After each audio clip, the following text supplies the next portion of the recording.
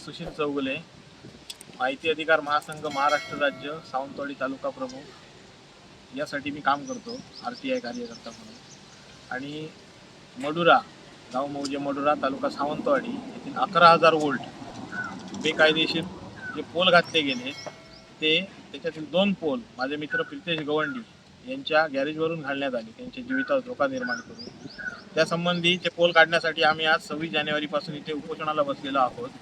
मात्र अद्यापपर्यंत या भ्रष्ट प्रशासनाने सर्व पुरावे सादर करून देखील कोणत्याही प्रकारची दखल येथे घेतलेली नाही.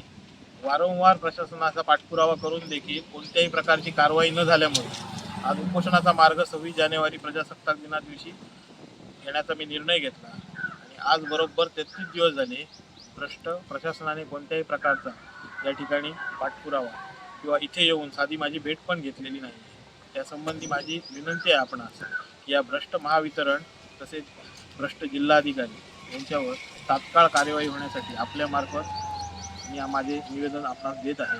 तसेच यासंबंधी उच्च न्यायालय खंडपीठ कोल्हापूर या ठिकाणी संबंधित 19 जणांविरुद्ध प्रशासनातून दावा दाखल करण्यात आलेला आहे. त्या प्रकारची नोटीस त्यांना पाठवण्यात आलेली आहे. नोटिसीचा आज दुसरा दिवस आहे. 7 दिवसाचे अंतिम मुदत सदर पोल काढण्यासंबंधी प्रशासनात देण्यात आलेली आहे. त्यानंतर सदरील दावा हा उच्च न्यायालय मुंबई खंडपीठ कोल्हापूर या ठिकाणी चालविण्यात येईल.